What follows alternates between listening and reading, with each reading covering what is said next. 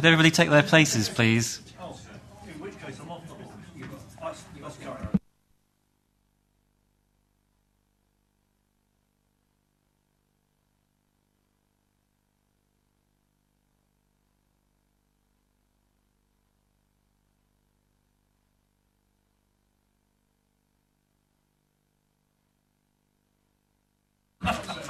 Are you expecting?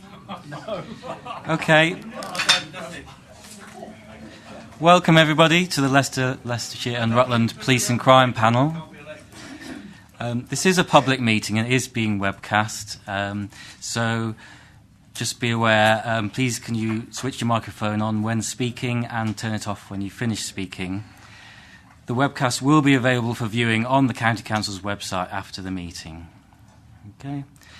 And as this is the first meeting of the municipal year, the first item on the agenda is election of chairman of the Police and Crime Panel for the 2017-18 year. Do I have any nominations for chairman of the panel? Can I propose Joe Orson, please, Chairman? Thank you. Would anyone like to second that? Okay. Do we have any other nominations as chair? Okay, then I confirm that Mr. Joe Orson, County Councillor, is elected Chair of the Police and Crime Panel for the 2017-18 year. And I will hand over to you, Joe. Right, good afternoon, everyone. Before we go on to the business, we do have the item of election of Deputy Chair. Do I have a proposal anywhere? Lee? Sorry, Chair. Happy to propose Trevor Pendleton as Chair. Okay. Do I have a seconder? I'm not sure which one. I think Rutland just won that one. Yeah, I'll second that. Okay, thank you very much. Are there any other nominations for Vice Chair? Thank you very much, members. Welcome back, Trevor. Who's here today is a District Councillor. Yes. First of all, apologies from myself to all of you. I normally forget my hearing aids. Today, I have remembered my hearing aids, but I forgot my glasses. So, no. Be careful with the metric tank. Now, sadly, there's a member from Harborough. Not sadly. I'm happy for the member from Harborough has retired and left us. But the one advantage Rosita always had was she always had a spare set of glasses in her handbag, which worked perfectly for me. But anyway, we move on. First of all, obviously, there's been quite a big change of personnel around the table. But I think before we go round for introductions, and obviously I will be asking everyone to say which areas they represent, whether it's Harborough or the city. But obviously we have had a number of members retired. We've had Rosita and Ozzy both step back. I don't think there's anyone else, is there? Just those two? Oh, and Lynn Senior. Lynn Senior is a member, actually, I've probably known the longest from the City Council. I go right back to the Police Authority days, which Angela will confirm. And Lynn was, my memory of Lynn in her council work would be certainly one who's 100% professional, 100% studious. You could rely she read her papers from the start to the finish. And I'm saddened to hear, I've only heard today, that she's suffering with ill health. So we wish her all the best with her health issues.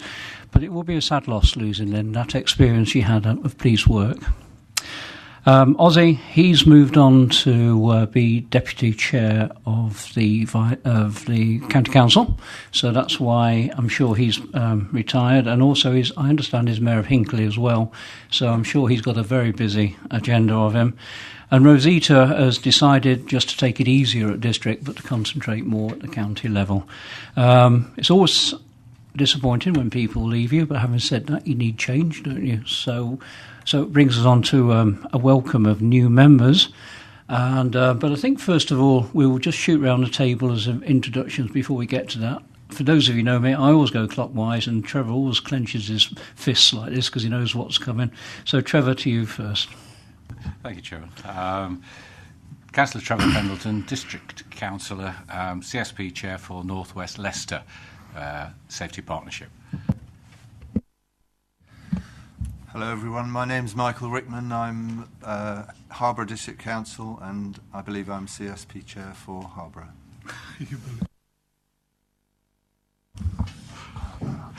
Hello, I'm David Slater. I'm a county councillor, but I'm here as leader of Charnwood Borough Council. John Boyce, Oadby Wixton. Ruth Camomile, I'm here representing Hinckley and Bosworth Borough Council.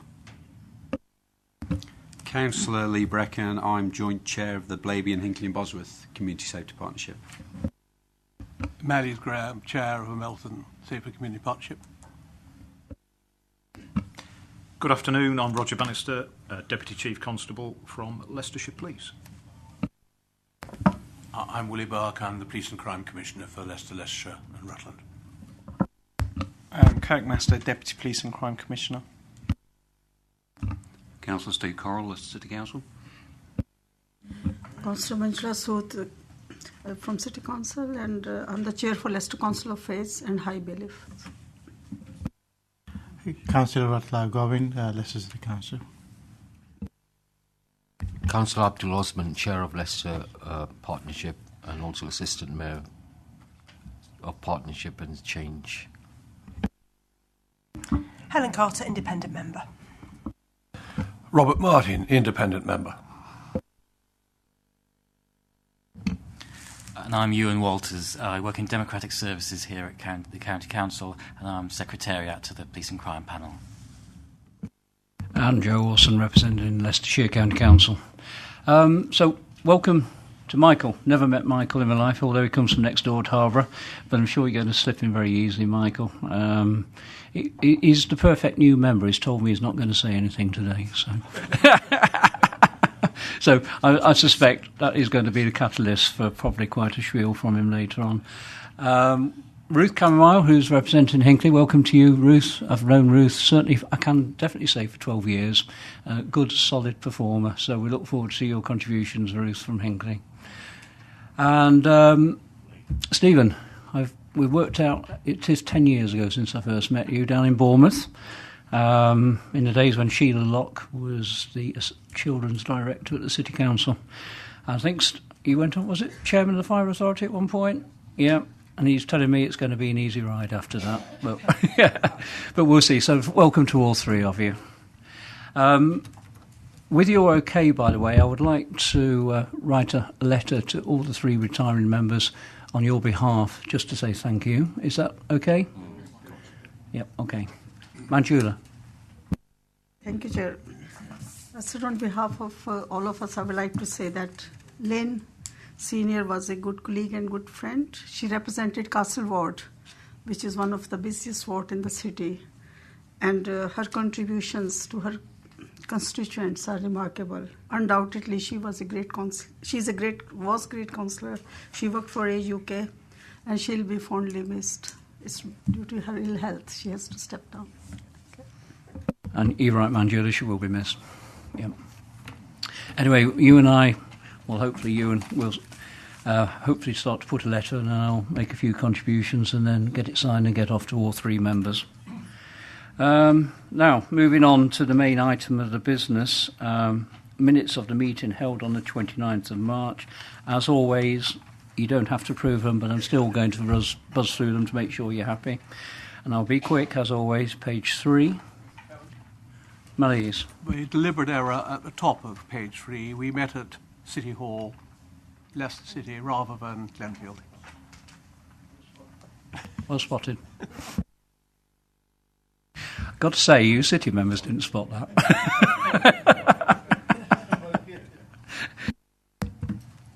Thanks. Page 4. 5. 6. And 7. Okay.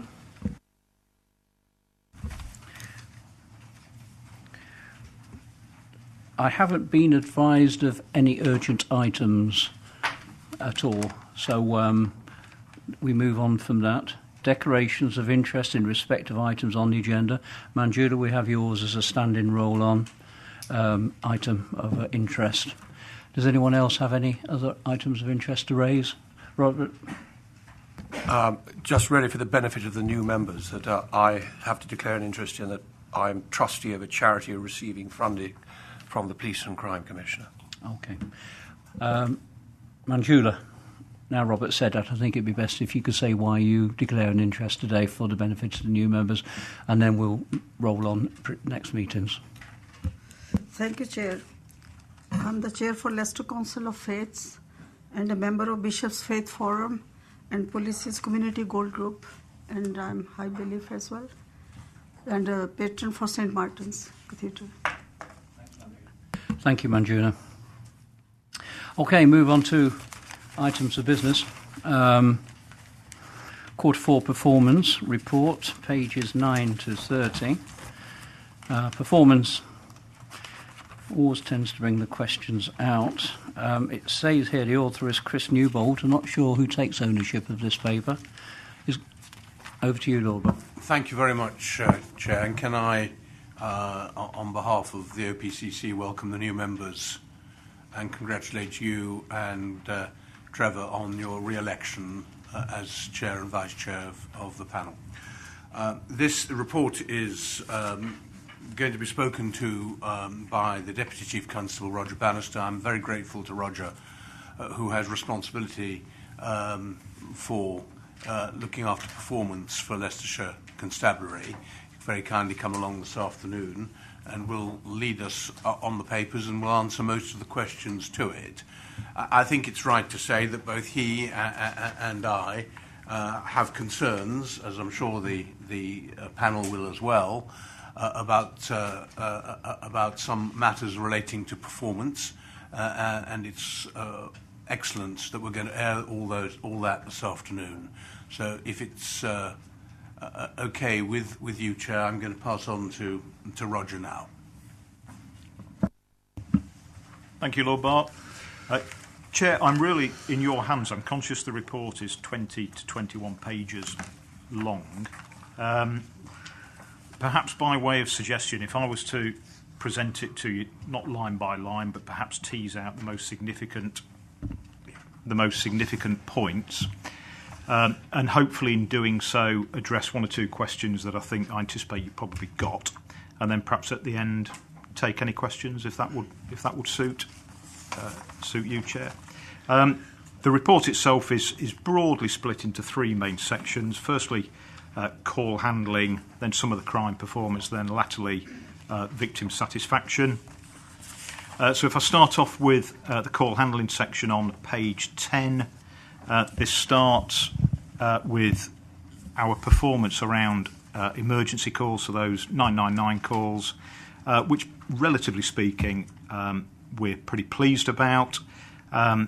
You can see at paragraph 6 there has been an increase over the last 2 years. We still work really, really hard at answering 39's calls as quickly as possible. And you'll see paragraph 7 and paragraphs 8 on the top of page 11. Just gives you a little bit of context around abandoned calls, i.e. those calls that have exceeded our 10-second target time for answering them. You'll see that we answer 85% of 39's calls pretty quickly, within 10 seconds, and then actually the remaining 15%, we answer those very quickly, but beyond the 10 seconds. So relatively speaking, call handling performance around emergency calls is okay. The real pressure, and this is probably one of those areas that Lord Bart alluded to in his opening comments, the real pressure for us is around non-emergency calls. So this is typically, it's those telephone calls that members of the public make by using 101.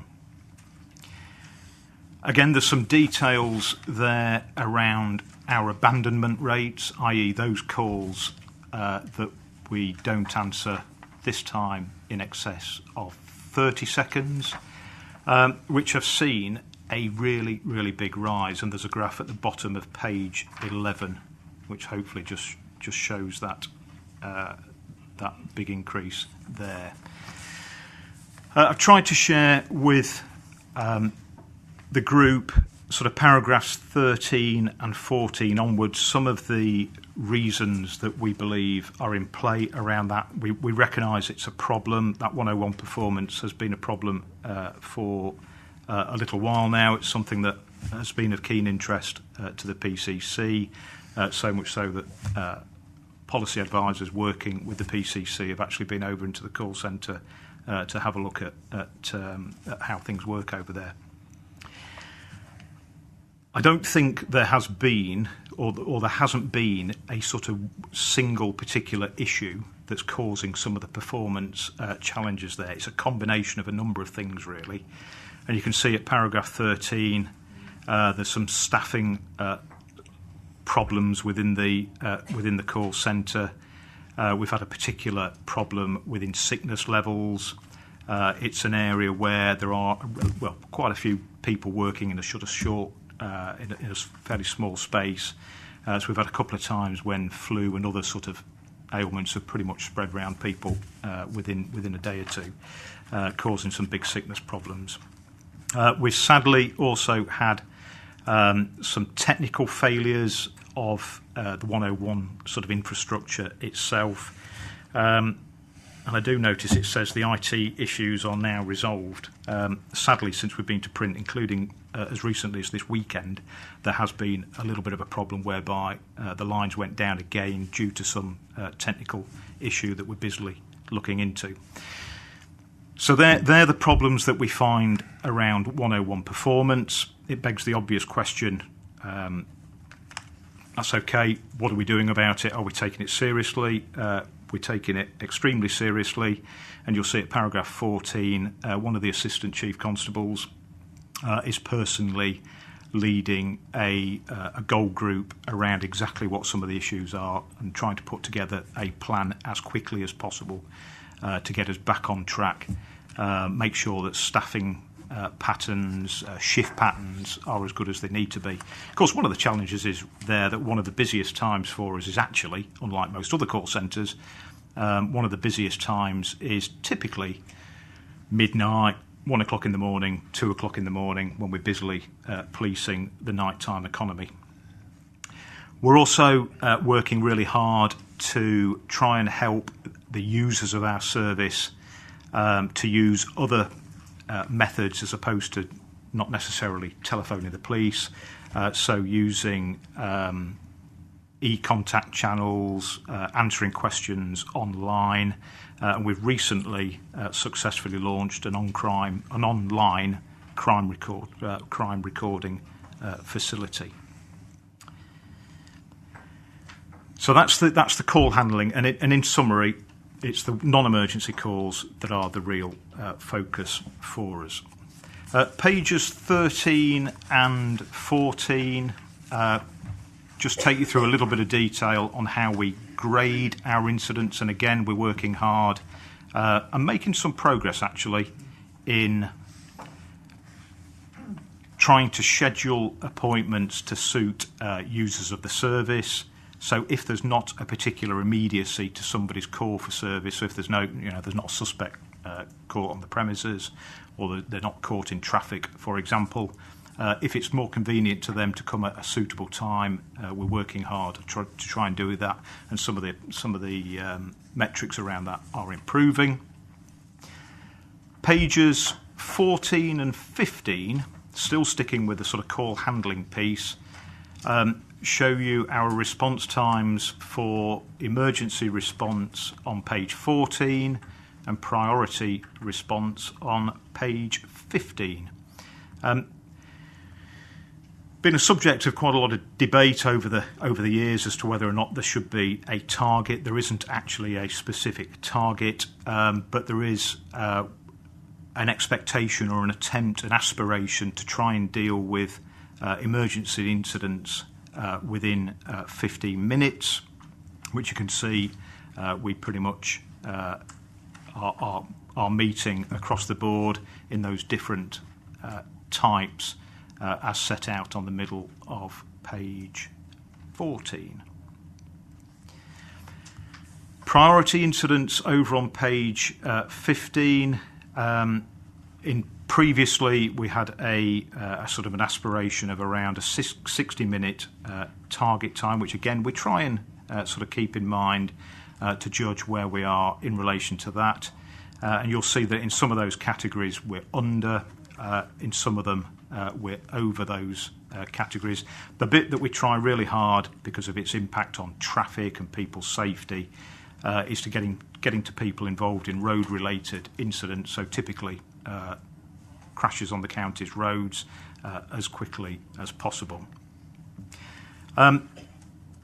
Being very honest with you, paragraphs 29 and paragraphs 30 at the bottom of page 15, there has been a bit of a delay in rolling out some of our mobile data and some of the IT that we hope and intend that officers will use more when they're out and about on patrol, as opposed to having to necessarily come back to the station to do various bits of work.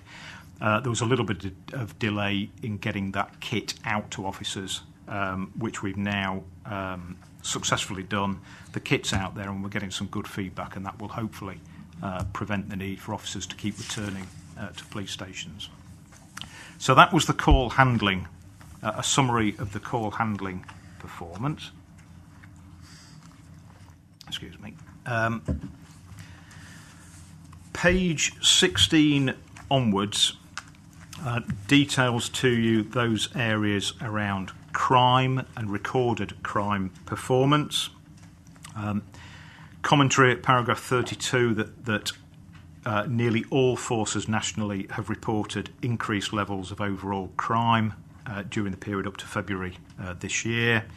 And then it details those areas where we too have seen increases in crime, typically theft of motor vehicle, domestic violence with injury, and shoplifting, sexual offences, etc., as at paragraph 33. It is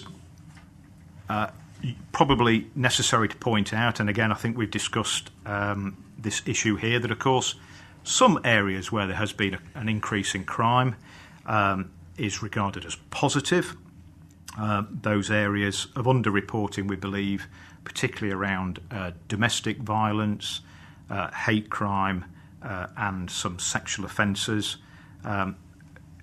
Encouraging people to report that so we can deal with the really serious criminality properly and thoroughly is really important to us. And it's also just worth noting that there has been a slight change in some of the methodology, and touched on at paragraph 34, whereby we're now, due to some changes in Home Office counting rules, we're now obliged to record malicious communications, which equate to about 2%, or actually 1,300 offences. And malicious communications are those offences whereby somebody's either been abusive or threatening online, or well, typically online, or secondly, they've shared indecent photographs, and that's actually a hugely growing area. You've probably heard it referred to as sexting, and that is sadly a hugely, as I say, a huge growth area.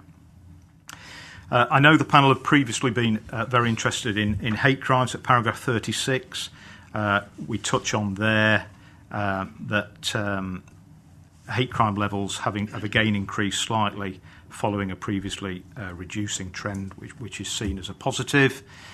Moving over to page 17, we've spoken previously about those crimes which are classified as crimes against society. And crimes against society are those offences whereby they're generally consistent with the amount of proactive policing activity. So if we do lots and lots of drugs warrants, if we do a particular sort of stop and search campaign, or something like Operation Fall, which we've done in Leicester city centre, we actually, by doing that and being quite successful, we generate the recording of more crimes, which is a positive. Moving on to user satisfaction. User satisfaction is sort of measured in a number of ways. Firstly, there's a measure across the board itself, and then it's broken down into various types of crime. So starting off with all user satisfaction remains quite high at 77%, but it has declined, and there's just some detail there of actually what makes up that definition of user satisfaction. Vehicle crime's been a particular problem to us, and that's probably in part around some of the way we now attend, or unless there's specific evidence, we don't attend to a report of a vehicle-related crime, and some of the satisfaction that may be influenced by some of that. The work that we've done around understanding victim satisfaction tells us that the key bit in it all, the biggest way that we can influence it, is the way that we keep people informed. I won't trouble you with how it's all sort of put together, but one of the three areas which goes to making up that definition is how well we keep people informed. And being honest, that is an area whereby we do need to get better. We need to put in a bit of rigour and a bit of a better process around how we do that and the mechanism for doing it. And again, that bit of work is very, very much underway. Moving on, I'm just conscious of the time. Moving on to page 20 and then into 21. That really hugely important offence type around rape. And you can see some of the fluctuations that we've seen around the reporting of rape. It's fair to say that it's pretty much increasing year on year as people step forward and have that confidence to report to us those offences. Paragraph 58, the positive outcome rate appears to be low at 15%, and just by way of a very brief explanation, the positive outcome rate is broadly those offences that we detect, whereby the perpetrator is identified and there has been some kind of outcome, typically a criminal justice outcome. A really key area for us, I've seen a really big change with both the police, CPS, trial judges, the judiciary as a whole in terms of how we deal with rape, and I suspect members may want to raise a question or two around that, perhaps. Many of the sort of details and the graphs following just really support some of the commentary that's previously been made within the report, and some of which I've already touched on. Probably fast forwarding to page 25, if I may. There's just two things there, I think, just to tease out. Paragraph 75 just talks about those offences that we and are known as taken into consideration. It's something that's been around many, many years, and it's whereby if a person is charged with one or two or a small number of offences, they do have the ability to admit a whole load of other offences, sometimes 100 or 200, unbelievably, and those are taken into consideration by the courts. For various reasons, that happens very, very little these days, for reasons not necessarily within my control, and we see very, very few offences actually now taken into consideration. Paragraph 76 talks about the satisfaction level for the crime type of burglary, which, despite it reducing, unfortunately, still stands at around 82%. And you'll see on the chart at the top of page 25, 6 years ago in April 2011, it was around 92%. So it's still high, but it has dropped to 82%. And then very finally, on page 28, HMIC, Her Majesty's Inspectorate of Constabulary, are currently conducting a data quality and crime recording integrity thematic inspection in the force. They're doing every force nationally over I think a 2-year period. They're with us now. And then very finally, paragraphs 93, 94 and 95 is just a little bit of context there to perhaps help your understanding of how we measure performance in the force. So monthly, there's what we call a tasking and coordination group meeting, where all the senior leads come together, chaired by an assistant chief constable, to decide on the priorities for the next 4 weeks. We're going to introduce a slight variation of a performance group, again held monthly, again chaired by an assistant chief constable. And then finally, every month I chair a meeting which includes performance around finance, HR, sickness, some of the support we get from regional collaborations.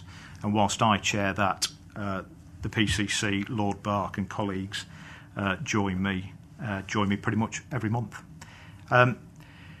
Chair, that was a bit of a whistle-stop. It probably didn't feel a whistle-stop tour, but that was a whistle-stop tour of the paper. A huge amount of sort of different subject matters, and hopefully I've been able to answer 1 or 2 questions, or anticipating 1 or 2 questions, but please, happy to take any more. Thanks, Roger. Lord Bark, have you got anything to say at this point? No, nothing at this stage. Obviously, some of if there are questions and comments to be made, maybe I'll come in. I'd like to thank Roger for the way in which he's described this really quite long but quite significant report. Yeah, thank you very much, Lord Bark. We've got 3 questioners lining up already, but before we go into questioners, I'd just like to... This is for panel members, by the way, not so much Lord Bark and his team. I'm sure you've all noted that HMIEC intend to return during 2017 to review progress of the force. Progress made in the police improvement plan and how this is being monitored by the OPCC may be an issue for the panel. And obviously, we will come back to that at the appropriate time, but I think it's just wise to highlight at this moment in time. What I'm going to do, members, is with your permission, I'm going to take it. There's no questions on section 1, purpose of the report, no questions on scope of the report, and no questions on the background. It looks like there isn't. I'm going to go straight into each section as it is. So if you could keep to those sections, that would be good. So the first section is clearly on page 10. That's at the top of the page, call handling. John. Thank you, Chair. The problem is, I don't particularly want... I have one question on one particular section, but generally I have 2 other issues which are actually global rather than specific. Shall I ask them now? Or is that what... Yes, thank you. No, I'm in a crisis. Rather prosaic. Could the charts be labelled on the left, please? You actually took a while to work out. Some of them are in minutes, some of them are in percentages, some of them are actually numbers, but you do actually need to work it out. So that's straightforward. Putting it simply, there's an awful lot of information here. Most of it, I would argue, is operational. So the real question is actually the PCC.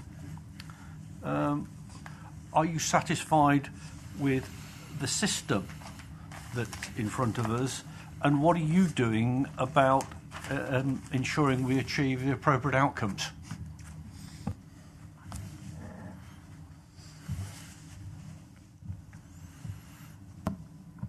Chair, with your permission, I'll try and answer John's very good and general question.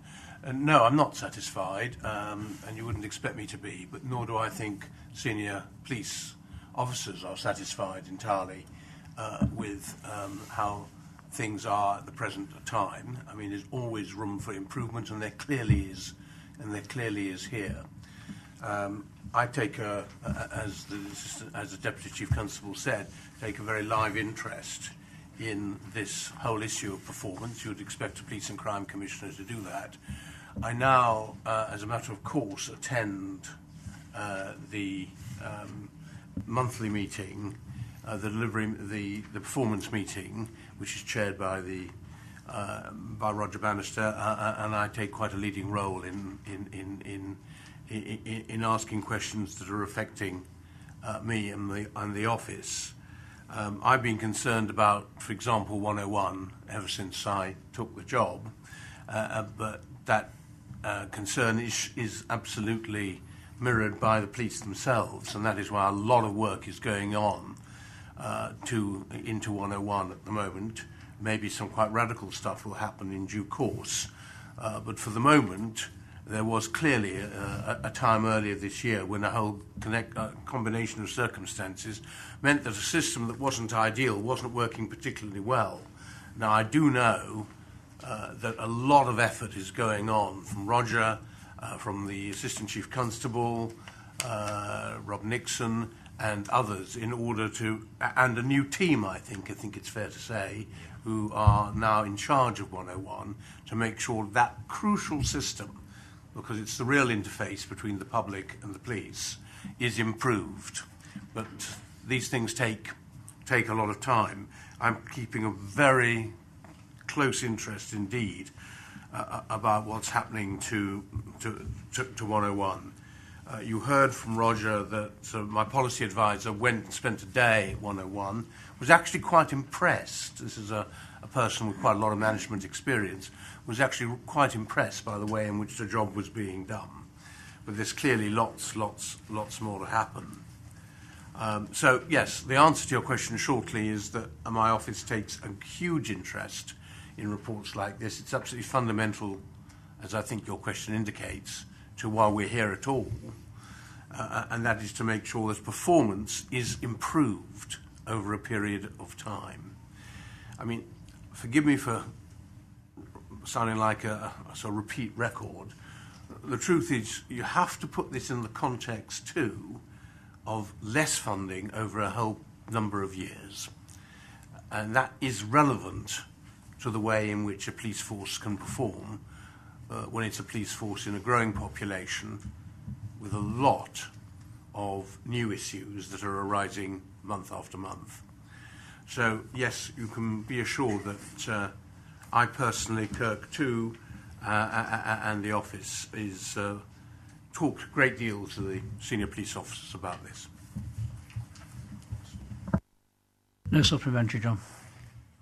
No, I think the point is noted, and actually that Lord Back's answer is the one we come back to, rather than, because it's not our role to hold the police to account, it's our role to hold Lord Back to account. Thank you very much, John. Ruth. Thank you, Chairman. As a newcomer to this committee, I am afraid I had difficulty on pages 16 and 17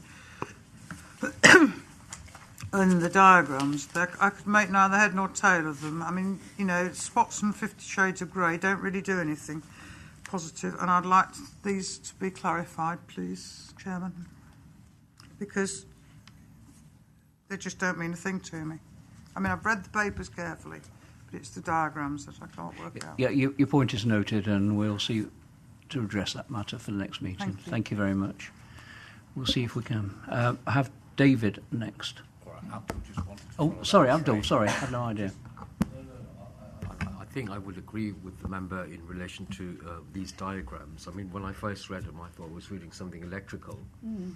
I think it might be useful to actually have pie charts instead. I mean, I might be orthodox or conventional, but I think it might make sense to me where the ball is up or down and what the square means and everything else. It's just something else. Robert? Just to add to the same topic, we were very kindly find on our tables some coloured versions of these graphs. There are others which, without the colours, are completely meaningless and very hard to understand. I've just been informed by you, and they're all online in colours, actually. But even so, we'll take your concerns back, and we'll try to address them with the OPCC for the next meeting. Thank you. I think this is actually, perhaps I'm being too forward, I think this is quite a substantial criticism, which I think has some justification. And I think one of the things that should be looking at, and I know it is being looked at, is whether these important graphs, they are very important, whether there's a way of improving them and making them easier to understand. I think after quite a few months now in the job, I begin to understand why the red spot is really important. It's the clue to it is where the red spot is. But I think there may be a better way of doing it. Now, I'm certainly not a statistician or an analyst, but I know it's something that Roger and his team have taken on board. Is that fair? Well, as I said, Lord Bark, Ewan will be in touch with the OPCC to look to ways to improve this for the next meeting. Thank you. David. Thank you, Chairman. The bane of many organisations' existence, and cited here also in paragraph 13 as one of the reasons for the huge increase in abandonment rates, is sickness levels. Does the OPC, or indeed Roger himself, have any target levels for sickness levels, and what are the actual sickness days, so that we can get a feeling of the efficiency or reduced efficiency due to sickness? Roger, I think. Yes, in answer to the question, we do have a whole load of detail around target levels, actual levels. We look at it monthly in the performance delivery group, which I chair with the PCC present. It gives us a breakdown department by department, whether it's police officer, members of police staff, a whole load of different metrics, and that's how we've been able to pick up on at quite an early stage, actually, that the sickness levels within the centre were really, really challenging for some of those reasons I touched on. But certainly all that information is available. Probably the only bit I've not mentioned that is worthy of mention, we work very closely with staff associations and trade unions, most usually Unison, around putting together some plans and just trying to bring those levels back up to where we need them to be. A whole load of work around shift patterns. That work is very much underway and is hopefully going to get better for later in the summer. I've just got a couple of questions myself now. It's strange, point 23. It's a very short sentence there, as you all know. But it is obviously to do with response times, and the report indicates that it's reasonably good news at point 23.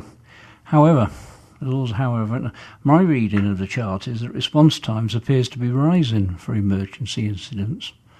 Obviously, the police have put a lot in store on Operation Edison, which is linked to altering police resources into response times. So has that had any effect on the response times from the police perspective? Chair, I think the short answer is yes, we believe it has, and your analysis of all our red dots is absolutely spot on. So in mid-2014, for example, the response times, these are emergency response times, were about 7 or 8 minutes. It's now about 14 or 15 minutes, and that's for getting anywhere within the force area. We think that the new operating model has had some effect because officers are now based in sort of different locations. It's not the only reason. So if you were to ask kind of, what else do you think is behind that? Inevitably, a reduction in officers themselves has an impact. I think there's something around the use we make of our regional colleagues and some of those functions across the force, particularly around traffic policing. The deployment of officers to armed incidents is provided from within the East Midlands. forces.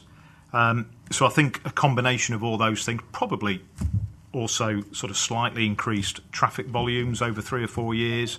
I think putting all those things together has led to that slight increase. Thanks, Roger. So you say the average response 7 to 14 minutes. Yeah, looking at the graph, it's currently and the table beneath it currently is around 14 minutes for antisocial behaviour, 14 minutes for crime, 15 minutes for public safety, 15 minutes for sort of road related. So the average of that, the average of those 2,296 arrivals to emergency incidents, all those were done in an average response time of 15 minutes, 3 seconds. Okay, thanks, Roger. And just whilst I got the floor, in relation to overall crime, I understand the police are reviewing the level of crime, knife crime-related crime, with young people. I think I've read it all, but I can't see any great reference to this at all. Am I wrong or right on this? Because it is one of great public interest, the rise in knife crime, which I believe Leicestershire has, percentage-wise, at least had quite a rise in, unless I'm mistaken. Yeah, we've sadly, Chair, since probably the paper went to print in the last few weeks, have seen, particularly in the last 7 days, seen a number of very sad incidents where people have lost their lives in the across the force area. A number of those, not all, but a number of those are as a result of injuries from knives or other bladed weapons. There is a huge amount of work going on by the force, together with a number of partners, including people actually within this room. We're doing a lot of prevention work and early interventions work with schools. We've set up a multi-agency senior officer-led response specifically to knife crime. We've got a campaign called Lives, Not Knives, which hopefully members will have seen.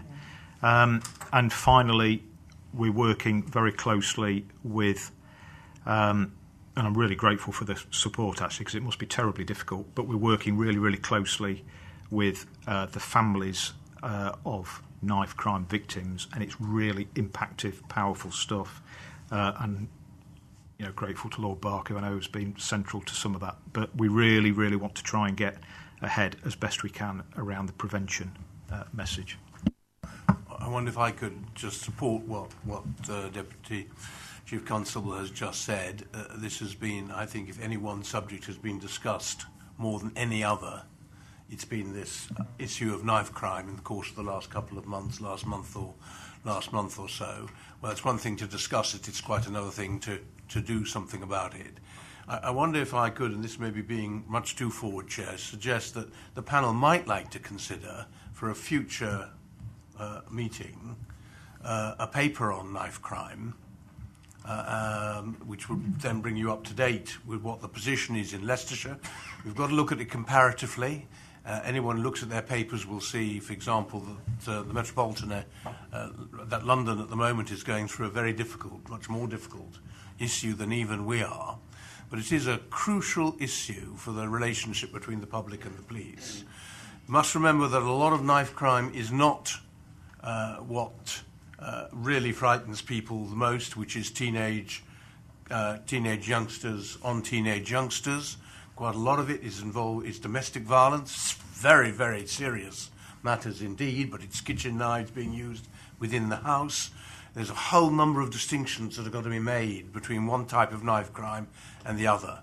But at the end of the day, it is something that is of real concern to people, and I suspect to your panel too, Chair, and very much to us.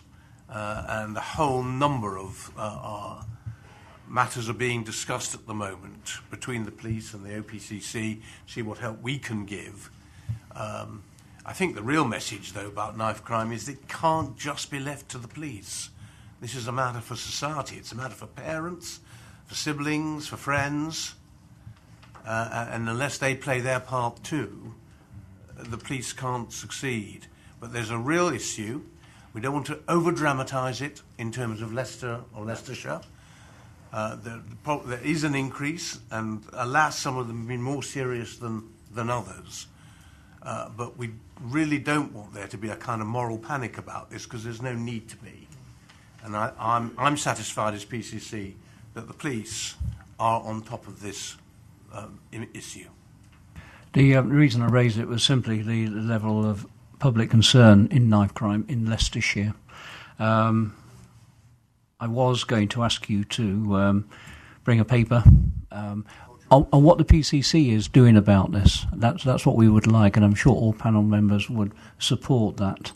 So thank you for the offer.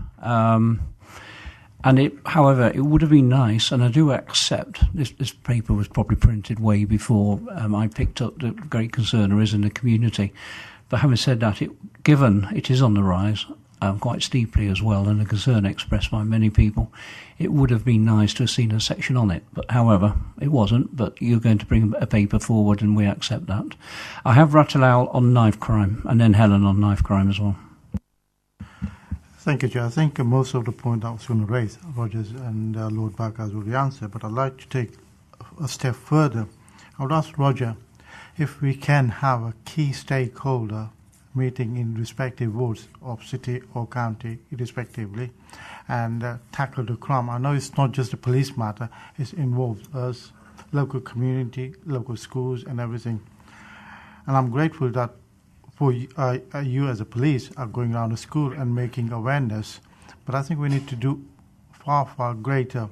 What I heard last night, because things are happening in my area, and it is a worry situation. And at the moment, the body language state, retaliation. Now, if that comes into the equation, I think it's a serious agenda.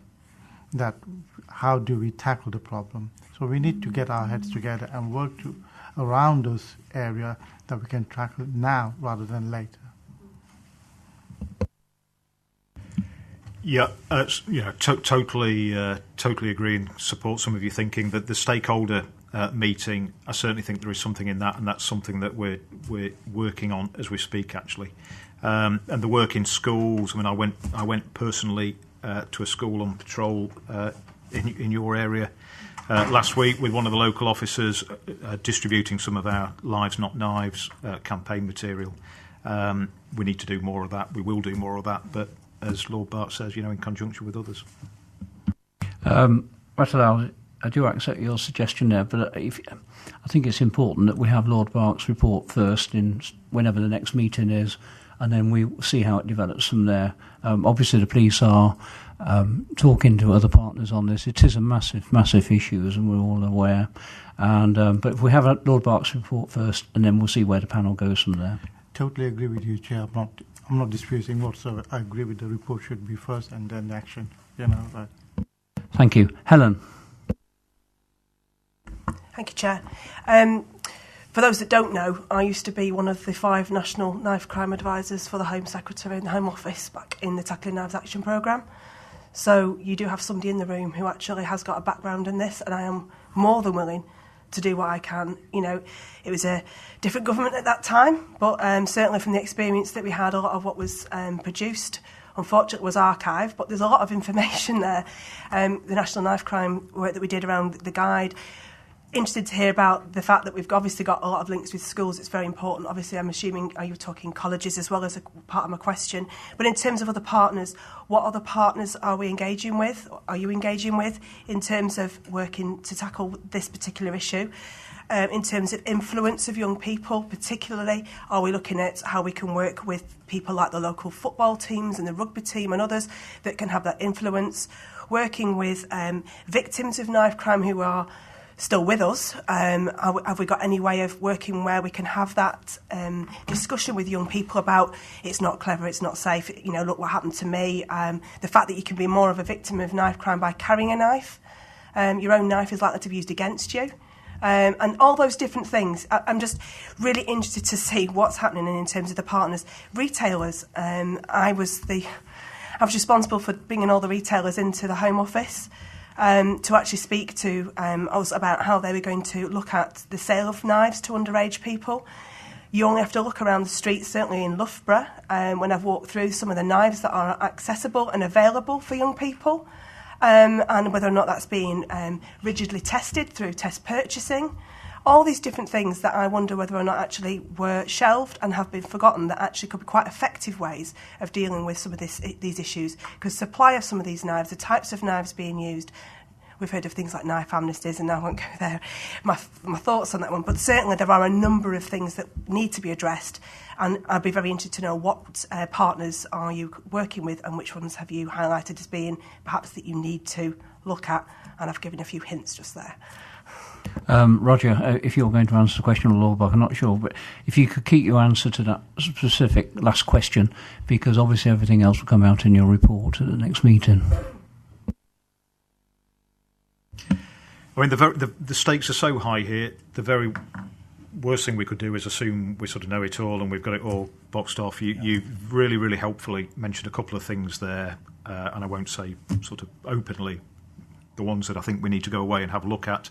But just by means of some assurance, for the most part, lots of things there are being worked on. So the work with sporting organisations, I'll leave it as wide as that, is very definitely being looked at. High-profile sports people, again, kind of watch this space. There's some really good, exciting stuff coming out.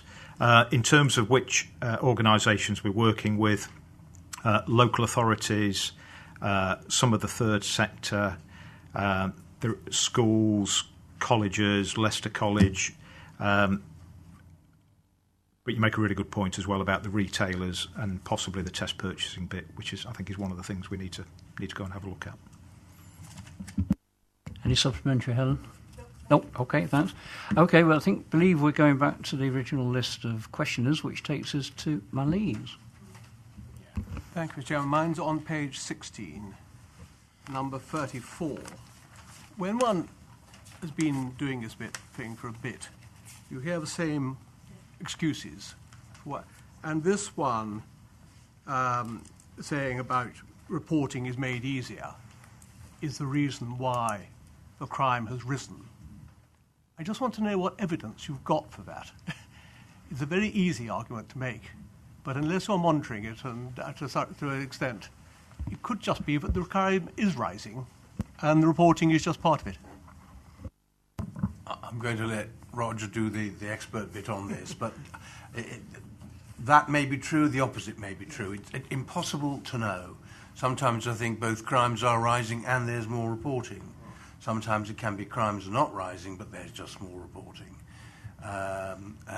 Undoubtedly in the field of domestic violence, for example, it just seems to me that over the last number of years, thank goodness, at long last, it's been taken seriously by society, and that means the police, it means the community as well, that it's hard to think that there hasn't been a good deal more reporting which wouldn't have taken place before that change in society's view about it.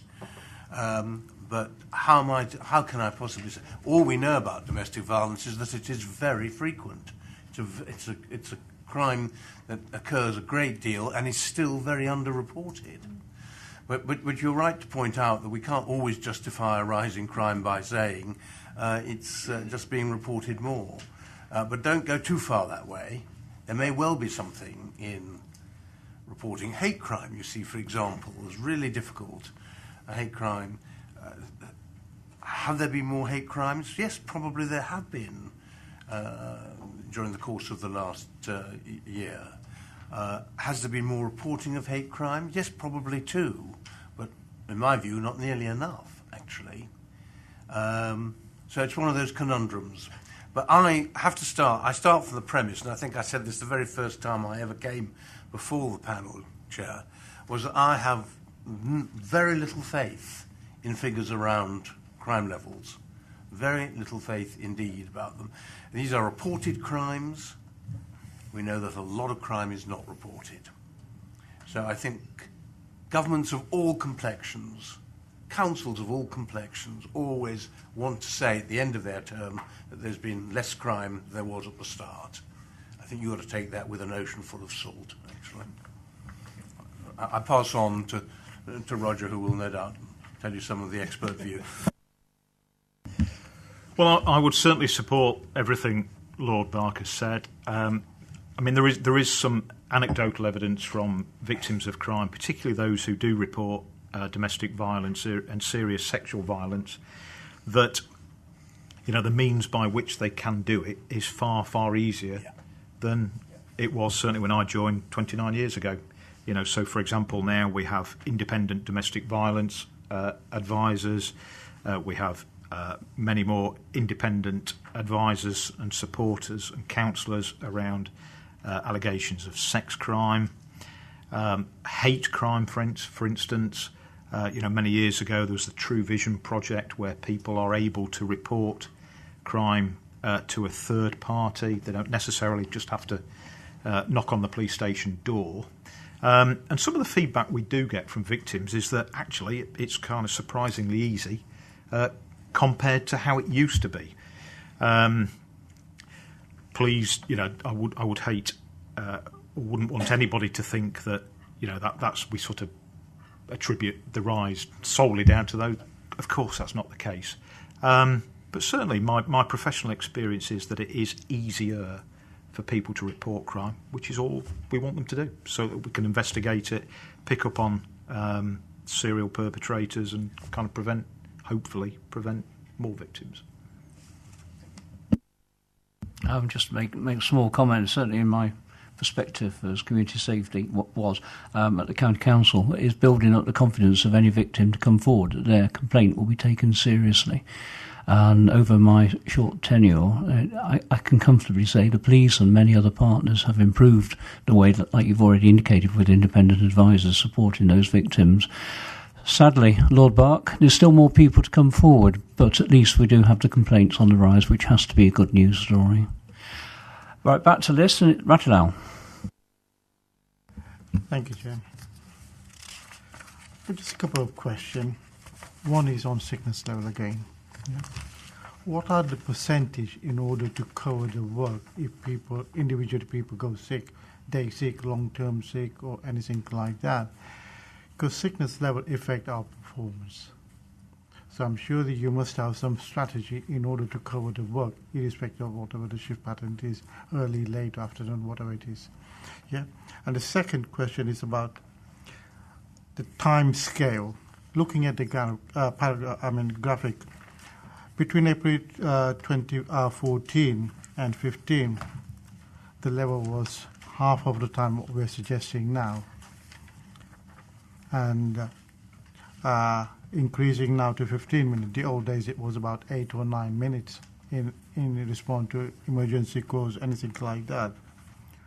What are we doing as Lord Bark? What are you doing, Lord Bark, in order to cover such a shortfall of manpower resources in order to assist the police in that respect?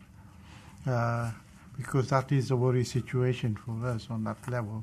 Because if people are gone sick, then there is covers to be covered.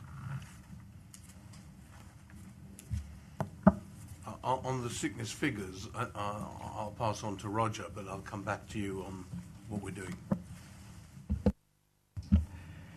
I may have to come back to the panel with greater level of detail around the sort of precise figures, but the main one that springs to mind that is probably of most interest for people to know is that in most circumstances, unless there are exceptional reasons, members of personnel after 6 months sickness go on to half pay. Which is a widely understood. It's fairly controversial, but broadly speaking, it's taxpayers' money. We need people in the workplace. It's not a crudely applied sort of determination. There are various things taken into account, but generally speaking, after 6 months, there is a half pay implemented. On the broader question that you asked, your second question. You have been tired of hearing me bang on about how I believe the police force here and elsewhere, as it happens, are underfunded. That shows itself in the level of staff and the level of police officers and the level of backup that there is. The police have really difficult decisions to make about how to use the money that I give them. I don't mean that in a kind of boastful way, but it's my job to provide them with the money they spend. They have to make some really impossible decisions sometimes about how to spend that money in terms of staff and police officers. The best I can do, I think, at the moment is to go on banging away to try and persuade whichever government's in power that actually police cuts have gone on for long enough and there needs to be some kind of change in strategy, because otherwise we're going to find police forces that are spending all their time just worrying about how to keep their heads above water, and causes the kind of issue, in part, that we've been discussing in terms of staffing. Thank you. Do you have a supplementary? Well, no, just a final question I forgot to ask. Although, the graphic and everything is very well, but these graphic figures and everything is there is Leicester, Leicestershire and Rutland. Can we have some breakdown next time to you, Chair, about city and the county breakdown in that sense? The level of crime and everything else, because then we can work towards that objective to help the police in that sense. I think that's a yes, Ratanel. Again, you and will liaise with the OPCC. Yep. Okay. Helen, also on sickness. Thank you, Chair. I mean, this is really hard, isn't it? Because we go straight into operational territory, and I'm very conscious of that. So bringing it back to yourself, Lord Bach, I mean, we've talked about Operation Edison. It's been in place for some time. We've seen an impact in terms of what's happening with the emergency call-outs and obviously the impact there in terms of the delay. And so the question for me is, are you assured enough is being done to actually make sure people are in the right place at the right time? And in terms of some of these stats that we've got regarding the sickness levels, how's that been looked at in terms of, because the intimation's just been made, if somebody's got flu or a cold, they're not off for 6 months. So clearly there's maybe some other factors that people may be off, and I would imagine it's quite a high stressful environment for people as well, in terms of what are the causes of people's illness, and do we have an issue regarding the sickness levels being apportioned in some way to the way that the Operation Edison and the impact of things are having on staff at the front line? Draw a distinction between Edison and the 101, for example. I think Edison was, in a way, forced on the police by the lack of resource, by the need to cut back the number of officers that could be in neighbourhoods and on the beat. And I think there was always going to be a price to pay for Edison. I wouldn't go back to the old system. I think it would be a completely impossible thing to do, given the funding there is at the present time. And I think there have been advantages in moving forward with Edison. But that there are bits and bobs of it that need changing and looking at, I'm quite sure the senior chief officers are really very conscious of all the time. One of the reasons why I pushed hard to get 8 new beat officers was because I thought there was a lack of beat officers under Edison as it had worked itself out.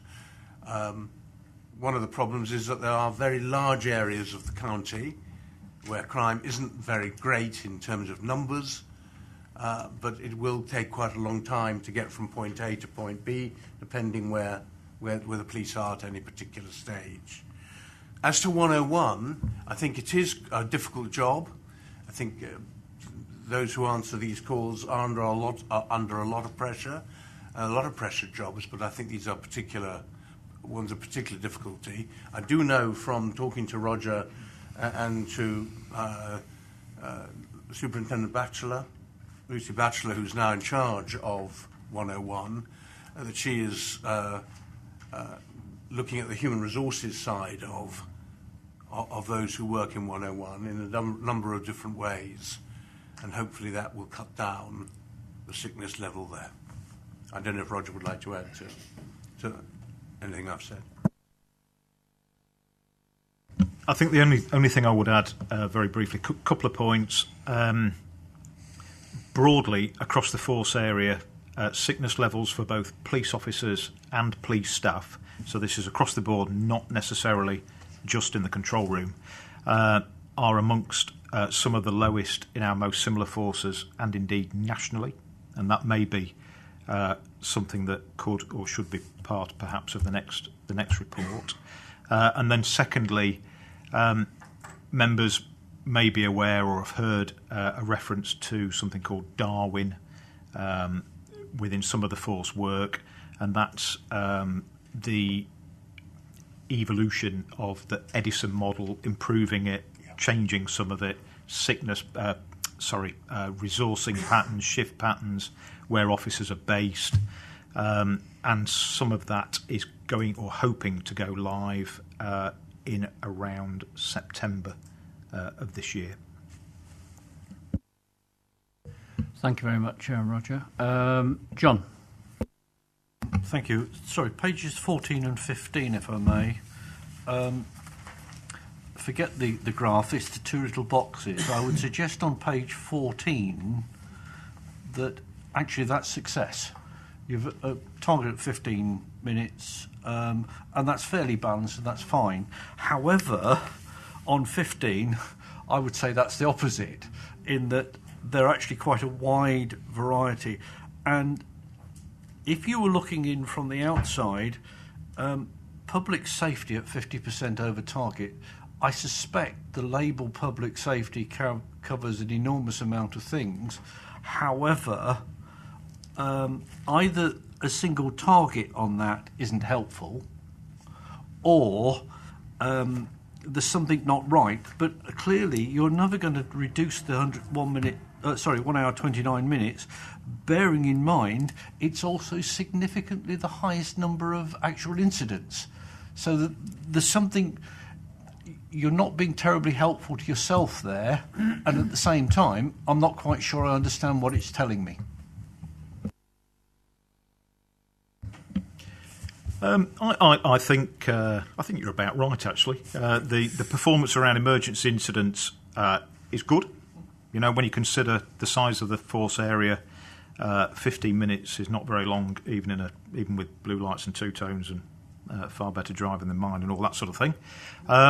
Priority incidents, you're absolutely right. That classification of public safety covers a whole load of very random, very, very diverse things.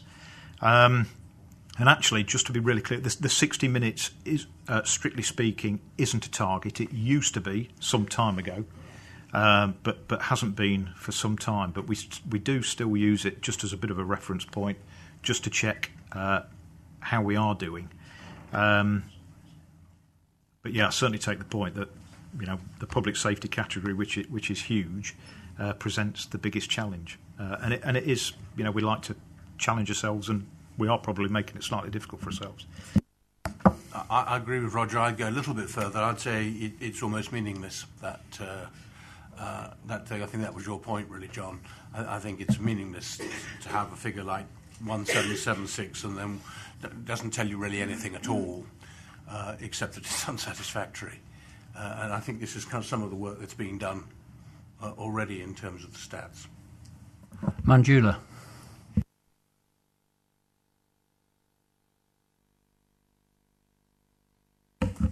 Chair, as we discuss in the response time, I can. You know, on 101, it was 15 minutes time, but I would like to have a breakdown because especially Leicester is a home to different diverse communities. English is not their first language. Because many times they are told that sometimes they can't find somebody interpreter straight away, so they have to go around finding somebody who can speak their language, and that doesn't help them. On Saturday in St. Matthew's, first time ever, women from African Caribbean community, in a church, they hosted a conference on domestic violence. And thus, from CPS, Sonia Chakrabarti, she came, she's one of the speakers. So obviously, now the faith communities, they want to do something on domestic violence because it's a serious crime. Again and again it was said, it is sometimes when we ring because they are panicking, they are in, obviously, their safety. They said it takes longer. Your officers were there as well, the calls. So I would like to have breakdown that with people with different languages. Do they get the same time response or do they have to wait longer?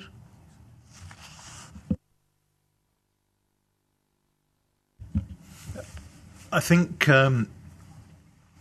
in practice, I think there may be something, some truth in what you suggest, and I think it's probably something that I would be happy to bring back through the OPCC to give you a proper, fuller answer.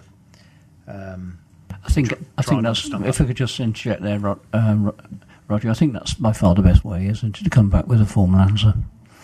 Would you be happy at that, Manjula? I was sure you are. Thank you, because CPS, when she gave her talk, that police refers to CPS, then they decide. So many women, they were more concerned and anxious. That means it's because they didn't know that how the system works. So this would be helpful to have this something so that I can take it back to women of different communities. Thank you. A formal answer through OPCC. Robert. Thank you, Chair. This is really going to be a question for you rather than the Police and Crime Commissioner. But Lord Barker mentioned police manning not very long ago and police numbers. As I understand it, the ratio of policemen per head of population has risen from 430 about 5 years ago to some 590 now, which is a 25% increase, or should I say decrease, in the number of policemen per head of population. And this is clearly must be a source for concern when we're dealing with figures like this. Lord Barker said that he is doing what he can to highlight this problem to the government of the day. And while we can't do anything probably until after the 8th of June, what I would ask, is there any procedure by which we, the panel, can express our concern about police numbers? At the last panel meeting, Robert, it was all agreed that we sent a letter to the Home Secretary, I believe, wasn't it? Which has gone. So if you want, it has gone, yeah. So if you want a copy of that, if I could charge you and... yeah. If you and we'll send you a copy anyway. Okay. Thank you. Right, it falls to me, last question. Chair, could I, sorry. Sorry to interrupt you. Colonel Martin said 5 years ago, it was actually 2006 is the 430 figure, now 599, near 600 effectively, which is a loss of 547 police officers, 23%. But thank you for making the point. I'm sorry, I missed the last meeting, so that's why I clearly didn't read the minutes of the previous one, sorry. No problem at all, Robert. Final question on the first section of the performance report. Just remind you, we are only on the first section.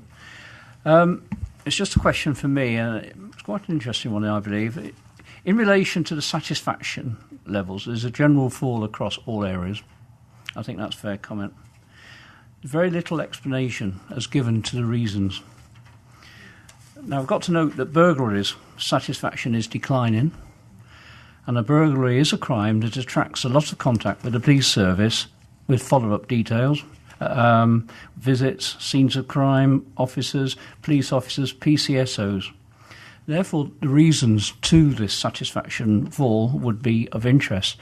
Also have to note that ASB satisfaction is falling, which could be for a whole host of reasons, we know that. But again, a more detailed explanation would be of interest. Chair, if I can try and help, I think, it's probably no single thing. It's a complex area. I think it's a combination of probably three key things. You probably remember me saying the biggest bit of it that's measured that we're probably not doing well enough is the keeping people informed. There are three different bits we look at. It's the keeping victims and people informed.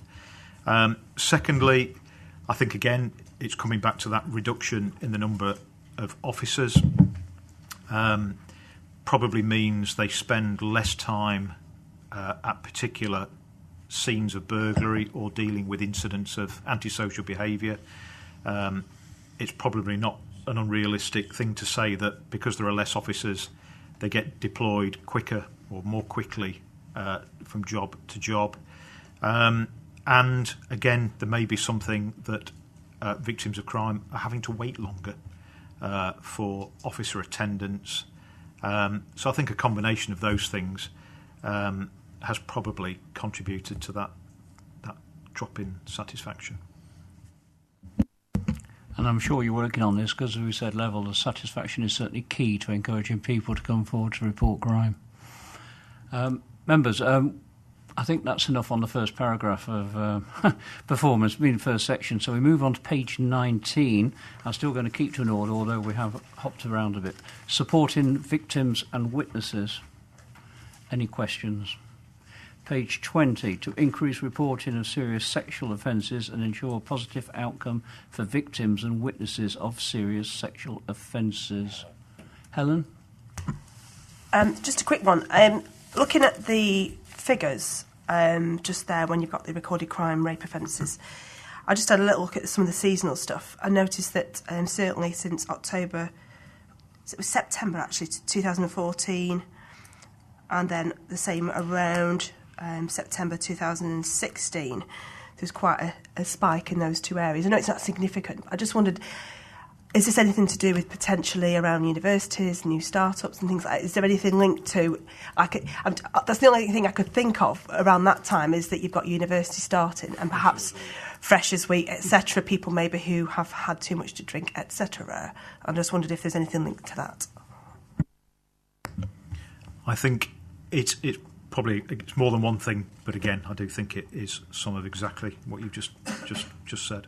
The whole Freshers' Week. I mean, we do loads of prevention work with universities and other education establishments around sort of dangers of online, excessive drinking, etc., etc. But I do think some of it is undoubtedly down to that, and certainly allegations do increase that time of year. Chair, could I just say perhaps maybe then for the PCC's office that would be an interesting one to look at, because again, I know a lot of work does happen with Freshers' Weeks with the police, but in terms of raising that, because we've got September coming up, we've got a bit of time here, so let's see if we can buck the trend this year.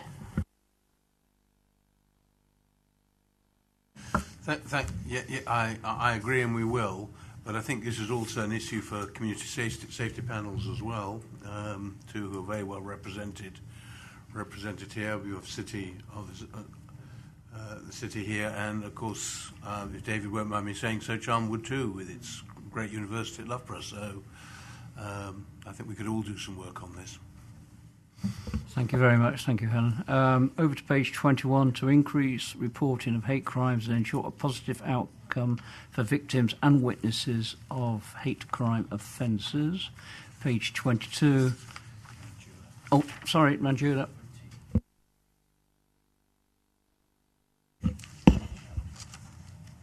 The opening sentence on paragraph 59 says that recording increased markedly during 2016. But back on 36, you have said that there has been increase in the levels of hate crime. And obviously this is causing concern. Not that many people still don't report hate crime. And now during elections, even there are some incidents which have come up when people, they go out and they have been called names. Are you illegal? What are you doing? So these sort of things people don't report, but to them then they get very worried and concerned about their safety and safeguarding. I think on for this one, with the police, we have to do more of bringing awareness to people that they can report it in confidence, because everything will be in confidence. Sometimes they think the repercussions, if we report, police asks us who has said that, and they don't want to report that. I know it is a social issue which all the communities have to work together. Even on Gold Community meeting, this was raised when the knife crime came, the multi-agency sport. One thing was very helpful, the youth parliament members sitting there, how the young people, it was quite encouraging to find out from that how people can report and how we can report that. But hate crime, as I said, it is still a big issue because of the different new communities coming. So if we I know this is not police officers only. If as a community we can work together something. So if local policing can get more engaged with the local communities to give them confidence that if they report, everything will be confidential. The Crime Stoppers line is quite long, so sometimes people are not even aware of Crime Stoppers. Police is the first contact, that they want to get in touch. Comments, Lord Bart?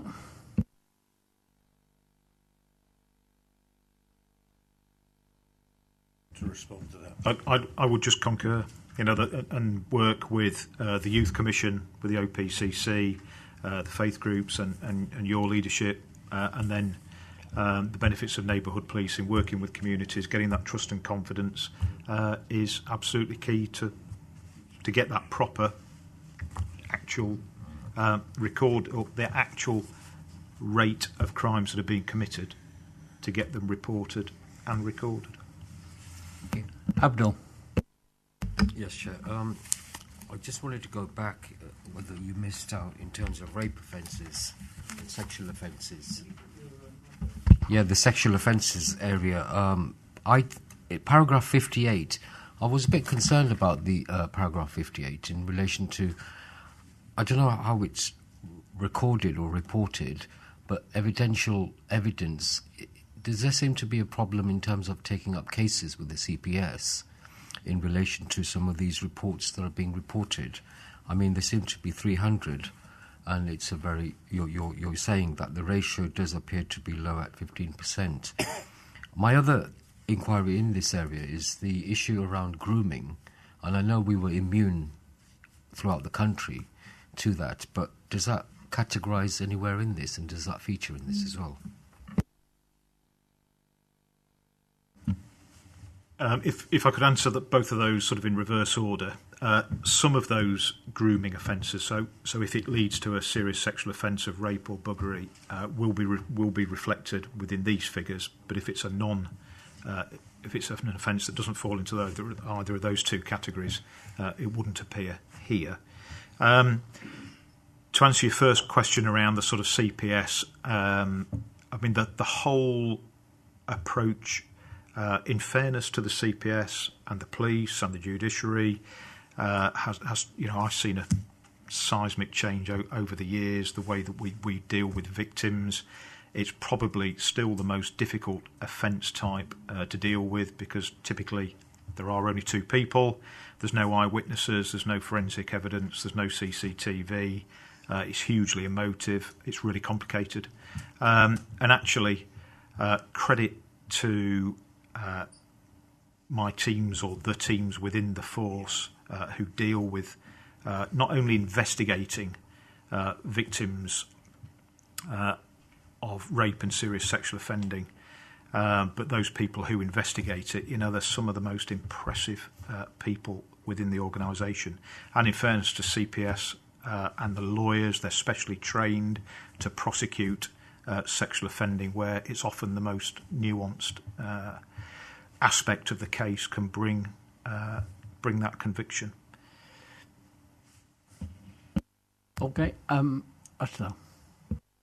Thank you, Chair. I just want to pick up what from Councillor Sood, she said earlier around this election campaign that is going on. It's partly about the safety, because sometimes when we do knock on the door, especially with the female, not about the male, they do get abused, and saying that. In that respect, do we have some sort of safety measure that you're just 999 call, and would that priority will take place or not, or report after the incident occurred, and kind of action would take against those individual concerned?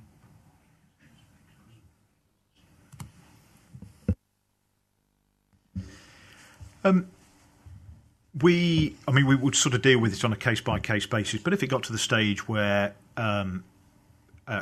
candidates were experiencing, a particular level of problem in a particular locality, then clearly we would do something about that. Sort of look at the intelligence picture, try and work out kind of who's posing the problem. But it would be pretty much a sort of case by case basis. opportunity of saying, because I was speaking to the Chief Constable about this morning, that the police are very sensitive to the fact that we're living at an election period time, and would protect all candidates of whatever party in exactly the same way. They're used to doing this on past elections, and this one is no exception at all. Lord Buck, it's not about the candidate, it's the volunteers. That's where my concerns are. I have been one myself, okay. and I have been insulted.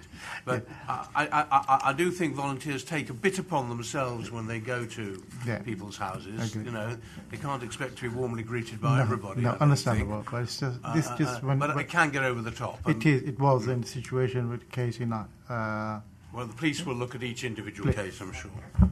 Okay. Thank you very much. John. Thank you, Chair. Just on page 21, it relates to paragraph 61, but just I get very concerned when about hate crime. It is dominated by a single issue, and I think we perhaps need to look at hate crime as two issues. One is racially related, one is actually gender, sexual orientation, all of the other issues, which actually I've no idea whether it's on the rise or on the fall, but it is because it's all lumped in together. I think you perhaps need a little more subtlety, but I'll just leave it at that. Yeah, there have been reports to your panel, Chair, on hate crime that have, I think, been more detailed in terms of the type of crime. We include, obviously, hate crime aimed at disabled people, LGBT, and the other categories that you mentioned. Okay, members, thank you very much. Over to page 22, to prevent ASB and continuously improve the quality of service and response to victims of antisocial behaviour. 23, to continually improve the quality of service and response to victims of time. At the bottom there, to reduce all crime. Page 24, to reduce domestic burglary and ensure a positive outcome for victims of burglary offences. Over the page to 26, to reduce violence against a person with injury and ensure a positive outcome for victims of violent crime with injury offences. Rattenau, have you got a question? Yeah, just on the page 22, Chair. Sorry about the mistake. 22, yeah. I just want to, for the record purposes, Roger, from our neighbourhood team, I'm glad a lot of antisocial behaviour in my ward has been reduced quite considerably, which is, I'd like to congratulate the team on that. Thank you very much, Rattenau. Page 27, Manjula. Thank you, Chair. It's on page 2473, you know. I welcome that there are new categories of malicious communications and revenge porn. Chair, is human trafficking, where does that fall? Because it will be nice to have some update on human trafficking, which is a growing issue among different communities.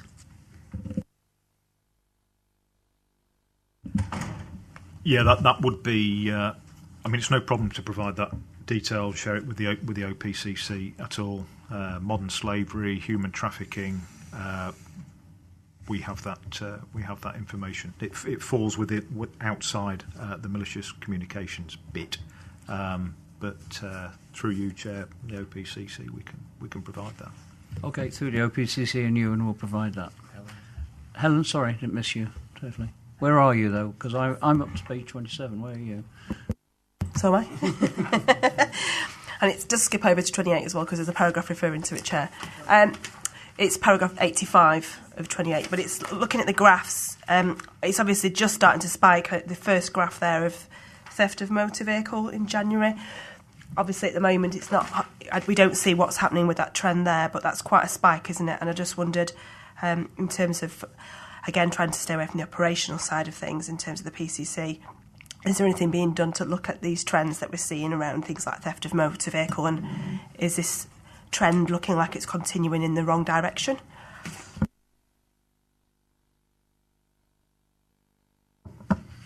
This has been, in recent years, a declining offence because, obviously, a whole number of reasons, but one of which, of course, has been the modern cars are much more secure, as I understand it, than older cars.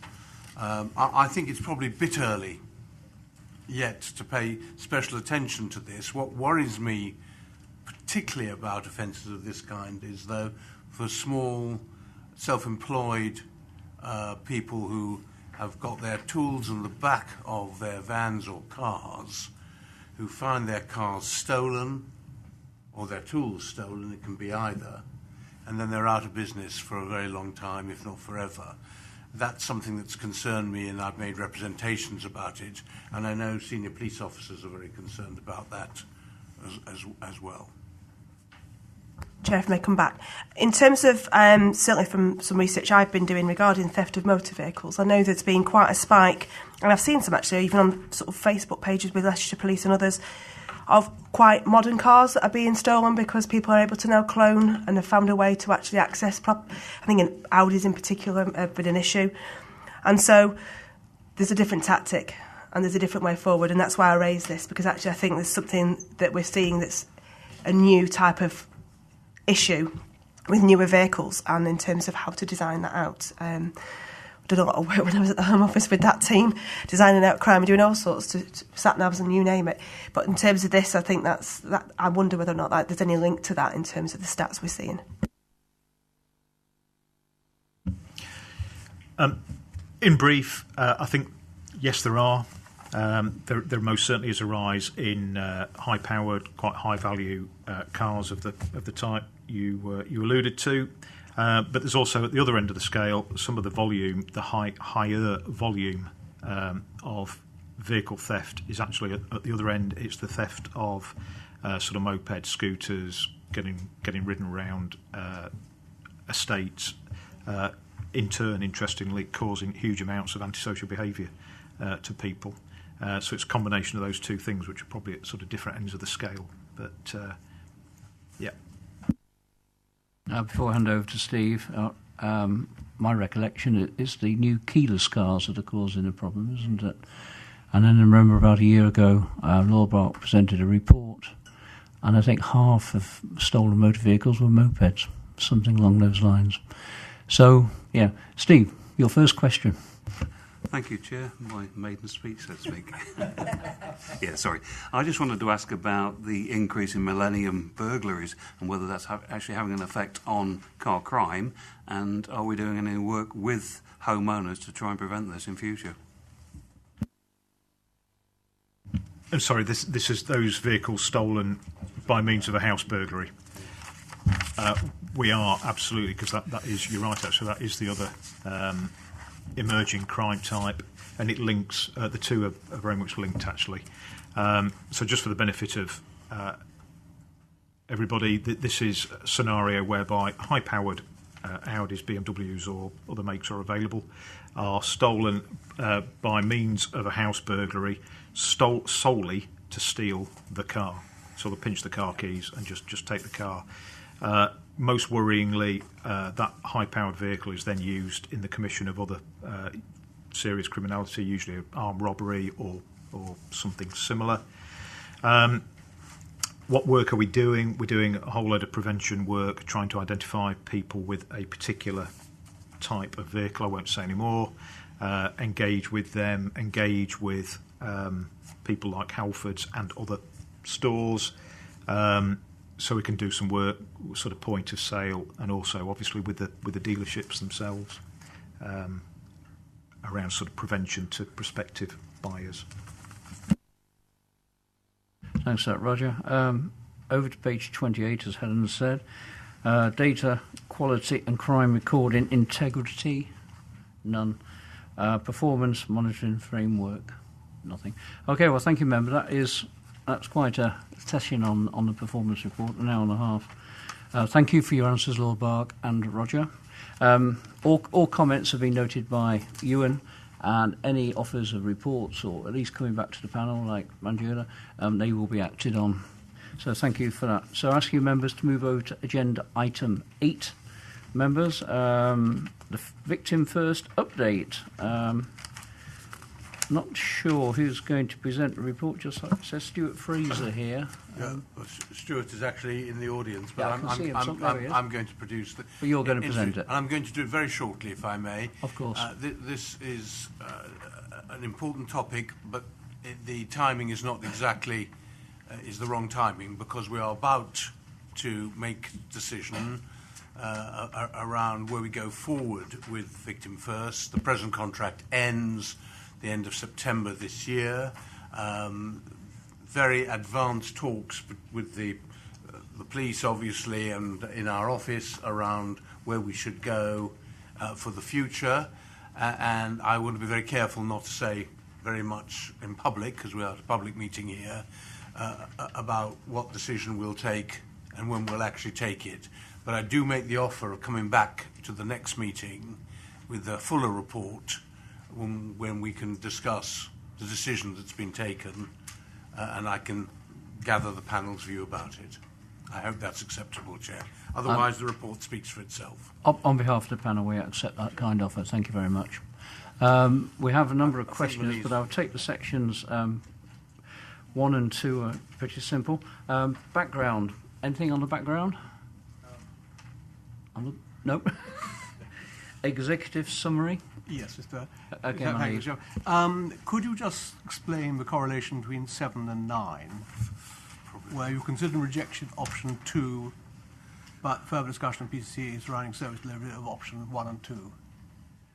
It should be 3. Which one? The second figure in paragraph 9 should be 3. Yes, should be 3. Thank you very much. We need someone who reads their papers very carefully. John. Thank you, Chair. I'm so glad the Chief Constable's not here. He gets very touchy when I ask these questions. Surely not.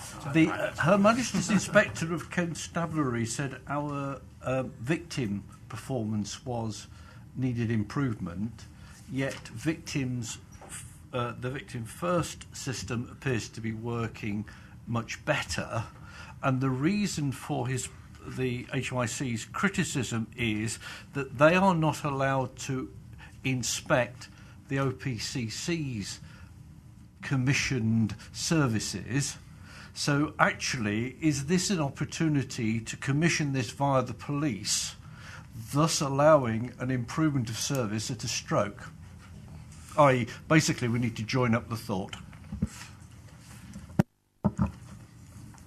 That is the one question I don't really want to answer. and I will...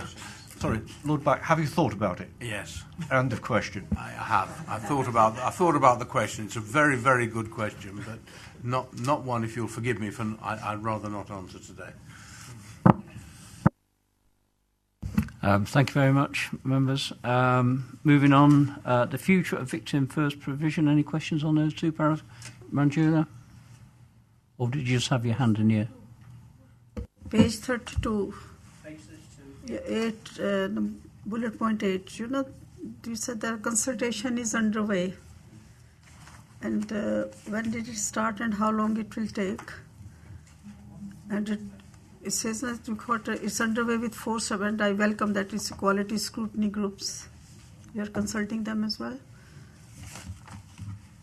So is it online only, or are we having face-to-face or different meetings on this consultation?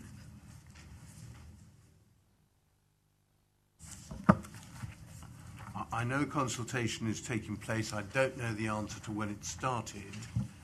I think this paragraph was being looked at again this morning, and I haven't had the response. I wonder if Helen, if you don't mind, if Helen were to just to answer this particular question. Can I just make this clear? This is page 32, paragraph 8. Yeah. Paragraph 8, yes. Thank you. I believe this consultation is still underway. I know who is involved in the VW PAG, because that's something I specifically asked about this morning, which involves the county, the city, the Rutland, etc. I've also asked the question about the equality groups in the third sector, particularly this morning, and I'll drop a note round to the panel if that's acceptable, Chair, after the meeting, because that was a particular area I did ask about. Yep. Thank you, Helen. On behalf of Manjula, your offer is accepted for the whole panel, and that's what we would have asked. Thank you very much. Thank you, Helen. Members, I don't believe there are any other questions. Recommendation at 2, that we note the comments of the report. All okay? Yeah. Thank you very much. Moving over to agenda item 9, Police and Crime Act 2017, and this will be presented, I presume, by Lord Bark. Thank you, Chair. Yes, I mean, I think the report largely speaks for itself. Happy to answer questions on it. It's very important to draw the distinction between the duty placed in relation to possible collaborative agreements with other emergency services, in other words, the fire service and the ambulance service. That's a duty that's imposed if two of those services feel that it would be better, it would be, what's the expression in Section 2, it would be in the interests of efficiency or effectiveness of those services. Then there's a duty to consider carefully an agreement, collaboration agreement. The other elements are optional. It's a matter for the Police and Crime Commissioner to decide what line to take on them. Some parts of the Act have come into force, some haven't.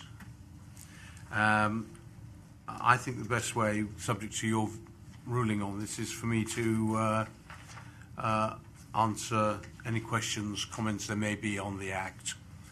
To say it was made, became an Act only a very short period ago.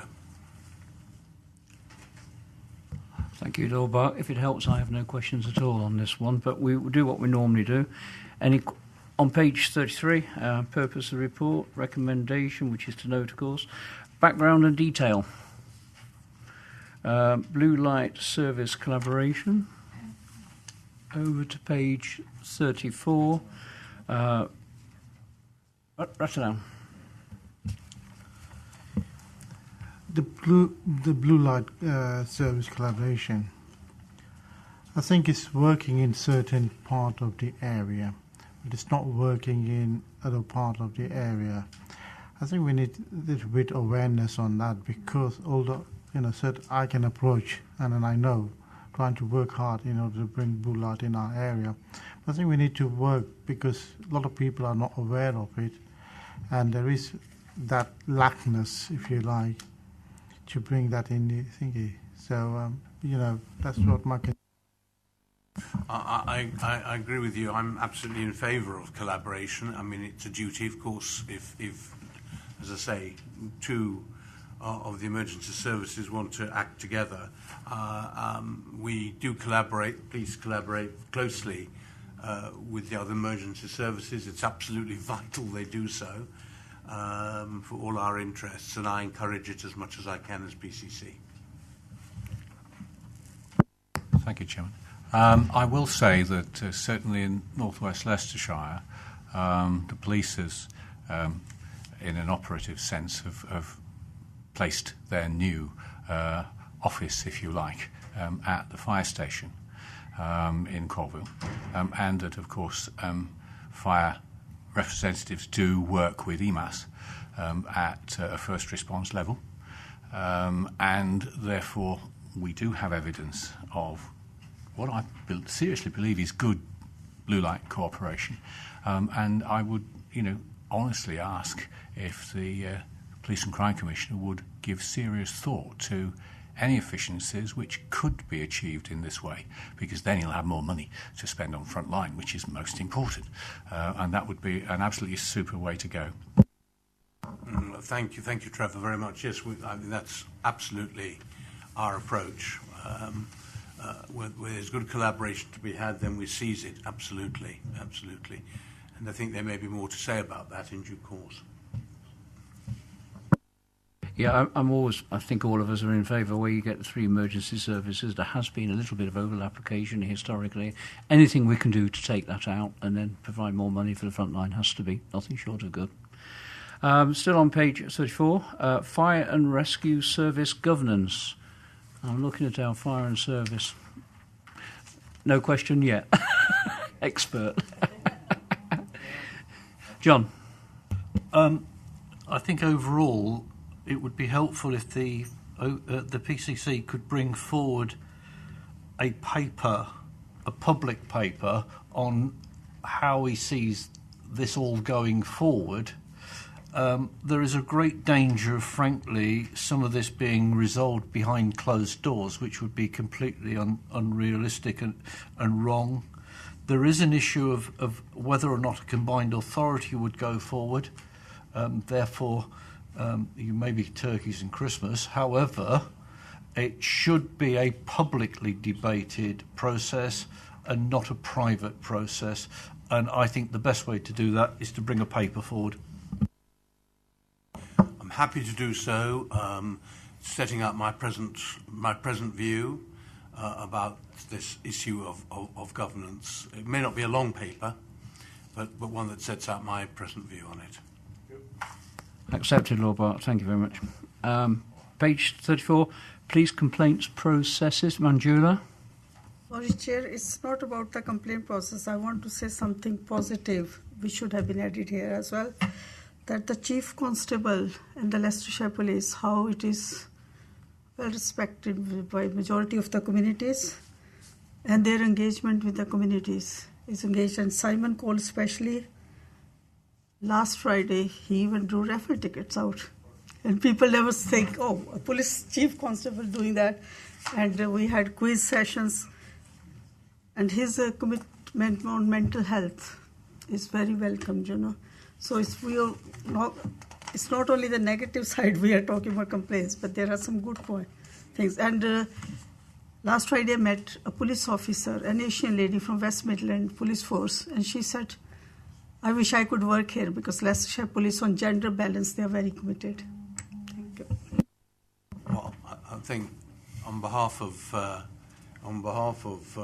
police, and I'm, as PCC, absolutely delighted to hear what you've just said. I think Simon's capable of many things, including pulling out raffle tickets. But I think he and his senior officers, very much including his deputy who sits by my side, are the envy of many, many police forces, both around us and elsewhere in the country. We're extremely lucky, and it's kind of you to mention it, and we shouldn't forget that. Thank you. Thank you. Robert, this is on police complaint process. Yeah, sorry. I first just add to what Manjula said. I'm happy to report that the first raffle winning ticket that the Chief Constable drew out was my wife's. You should have had a declaration of interest early on. Chairman, I wish I hadn't made the comment I did. Sorry, what I really want to ask is the Fire and Rescue Service governance, if the Office of the PCC does take it on, and I know that's by no means certain, it clearly will generate a lot of extra work, and the lack of a chief executive will be having a significant impact on that. I just wondered if there's any report on how the recruiting process was going. It's going. It's going. We're going to shortlist on Friday this week, and the appointment will be made, hopefully, on June the 27th. Thank you, Lord Bart. Any other questions on page 34, please complaint processes? If not, over the page to 36, other impacts. And finally, conclusion at point 22, para 22. Okay. Thank you very much, members. Recommendation to be that we note contents of the report. All okay? Yes. Thanks very much, members. Time is it just before 5 to 10? Now I have here date of next panel meeting is scheduled to take place on the 26th of July 2017 at 1 p.m. Sorry? And that is at the City Council building, I've been told. One moment, Rattilal. But as Lord Barks just announced that we understand is 27th June is quite a day in the appointment of the next new chief executive. Just to remind members, there will be a short confirmation hearing. Might not be short, of course, but there will be a confirmation hearing within 3 weeks of that date, if my memory is correct on that one. I think Kirk's looking at me. Is that a yes or no? It is 3 weeks, isn't it? Yeah, it is 3 weeks. Now, Ratalawa, you had a point to make, sorry. Yeah, sorry, about AOB issues. I did raise on the last occasion, I know you will send me an email on that subject. We would like to review or revisit on the independent panels on that next meeting. We will send you the email on that basis. Well, obviously I was faced with the... it does clearly say here, Ratalawa will concur, and so will Abdul. It does say items to be taken as urgent, so I said I won't take it, but I did invite Ratalawa and Abdul to write to me by email, so that will happen. Okay. Members, all it remains to say is thank you for your patience, and well done to the new members for putting up for it for 2 hours, but you can see we have a wide ranging of issues that pop up. Certainly last but not least, thank you to Lord Bark and all his team, and the only thing that remains to me to say is safe trip home. Okay, thank you. Meeting's over.